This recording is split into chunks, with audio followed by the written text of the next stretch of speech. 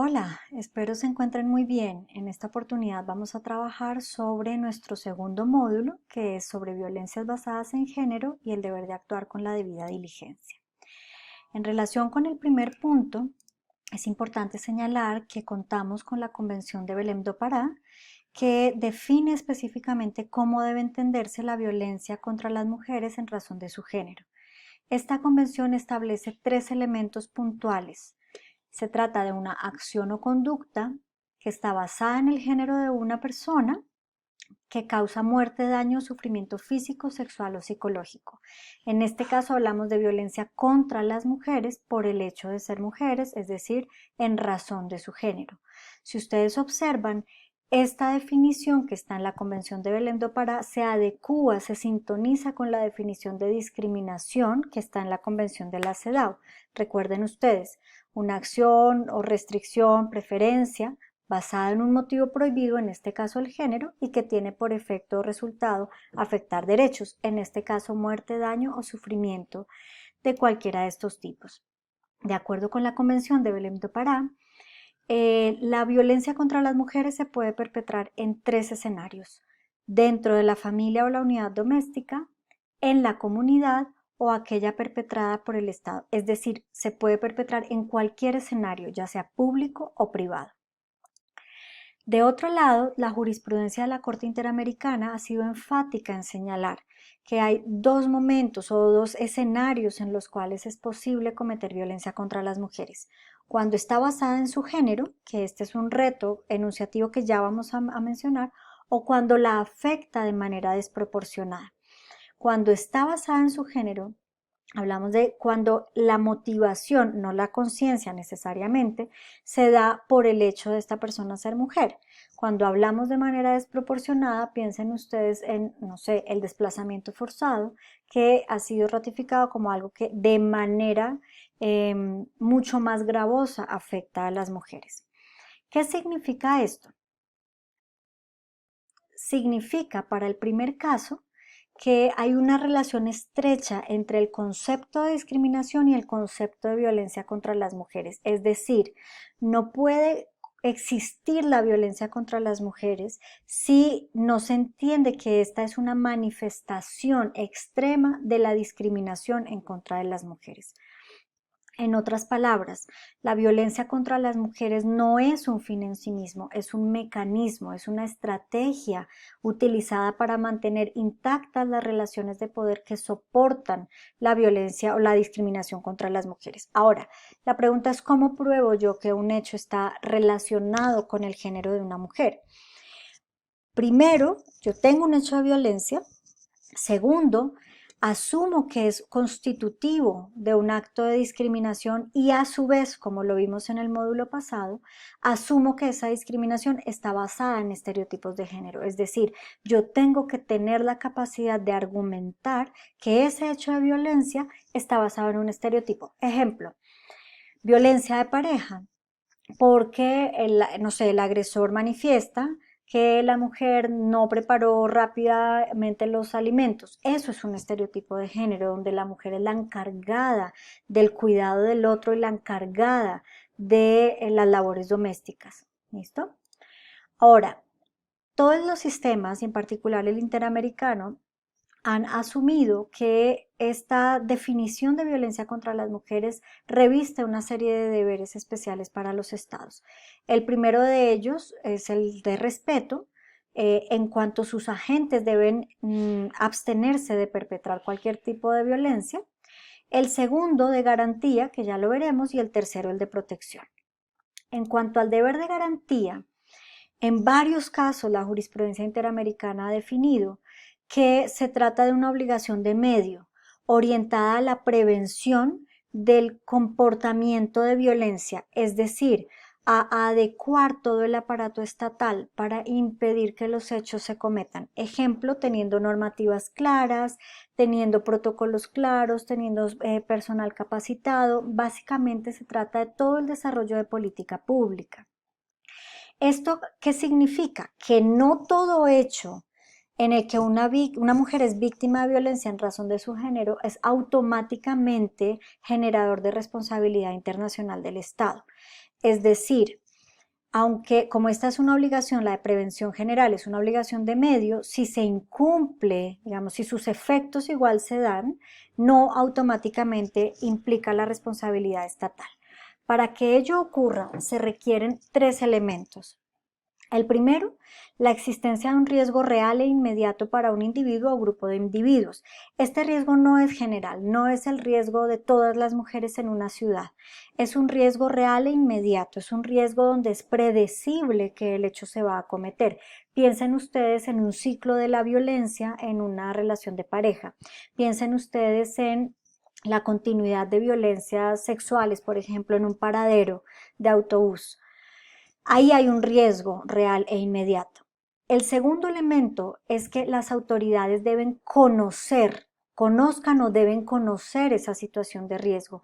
Es decir, o la víctima puso u otra persona puso en conocimiento de la autoridad de este hecho, o en razón de cómo ocurrió tenía el deber de conocer que la persona estaba en un riesgo. Piensen ustedes en el caso de Yarse y otras, comúnmente conocido como Comuna 13, cuando el Estado eh, da una orden de libertad a un preso que es quien después asesina a la víctima. Tenía el deber, sabía que la víctima estaba en riesgo.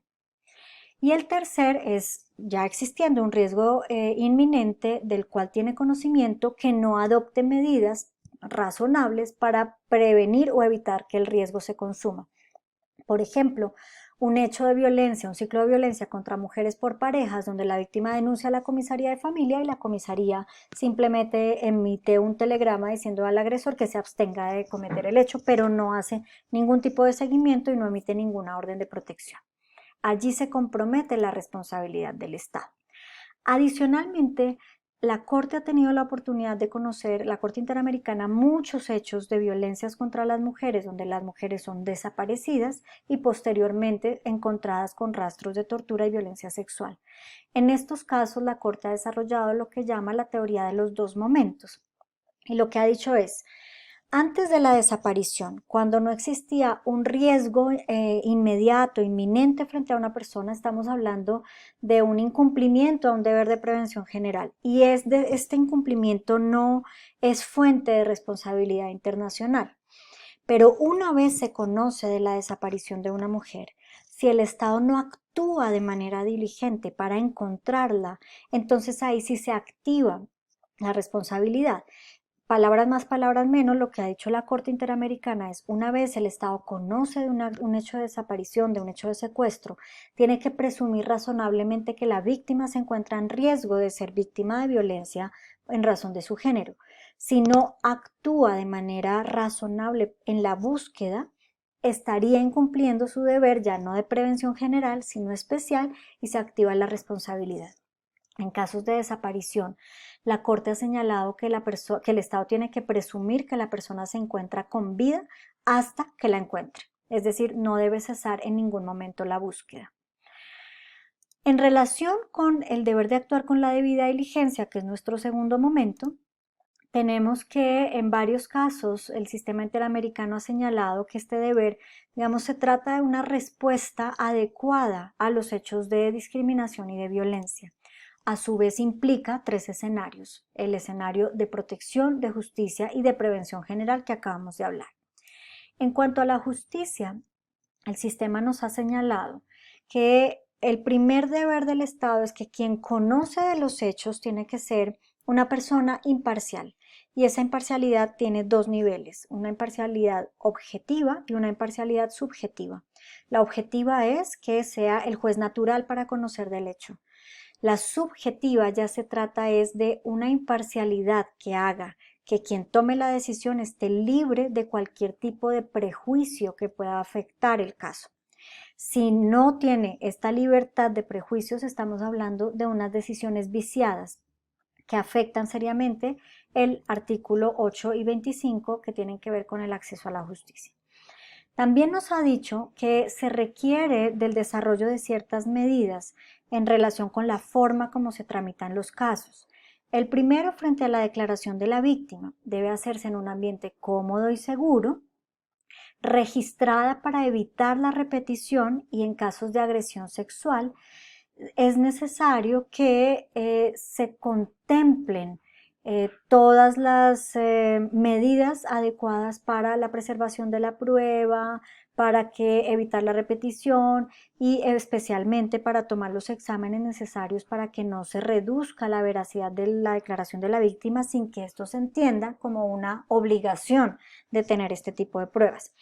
Por eso la Corte ha señalado que se deben obtener otras pruebas, manejar diligentemente la prueba, eh, identificar planes investigativos que contemplen distintas hipótesis y no solamente una. Adicionalmente, debe darse atención médica, sanitaria y psicológica de calidad, de emergencia y continua, en casos de violencia sexual, pues por persona idónea, capacitada y del sexo que la víctima indique, y en el caso de niños y niñas, pues con el consentimiento informado de acuerdo con su grado de madurez. Adicionalmente, se requiere la asistencia jurídica gratuita a la víctima y esto digamos que realza la labor en el caso colombiano de la Defensoría del Pueblo. Adicionalmente, se debe incluir la perspectiva de género en este tipo de investigaciones y esto que sigue es muy importante. El fin último del paso por la justicia no es otro que reiterar la condena por la violencia en razón del género, es decir, el objetivo no es solamente castigar al agresor, es que la sociedad entienda en su conjunto que estos hechos no van a ser tolerados por el Estado. Otro elemento muy importante es el deber de investigar el contexto. El contexto entendiendo que la violencia contra las mujeres, como es una manifestación de la discriminación, no ocurre en episodios aislados, ocurre en un contexto que lo explica. En ciertos casos es necesario presumir que hay un hecho discriminatorio para evitar que las investigaciones vayan por cursos que no son los adecuados, por ejemplo, asumiendo que es un crimen mal llamado pasional, cuando realmente estamos ante un hecho de discriminación. Esto nos lleva a que se deben investigar los estereotipos discriminatorios, a que se debe dar protección inmediata a las víctimas en caso de requerirlo y de acompañamiento psicosocial. Tratándose de hechos cometidos contra niños, niñas y adolescentes, en el caso VRP fue muy importante porque la Corte dijo, en razón de la edad, se necesita no una debida diligencia general, sino reforzada, que esté en sintonía con los principios de la Convención de Derechos del Niño, que tienen que ver con la no discriminación, el interés superior, el respeto a la vida, supervivencia y desarrollo, y a su opinión en razón de la autonomía progresiva. Esto significa que niños, niñas y adolescentes tienen derecho a participar en los procesos no solo como un objeto probatorio, sino como parte de su proceso de reparación y que esa participación debe hacerse con asistencia e independiente de las opiniones de madre y padre y evitando siempre la revictimización. Es necesario que se reduzca al máximo el impacto emocional de estos hechos y que las entrevistas se den en entornos seguros, sin que puedan ser interrogados de manera directa por las partes.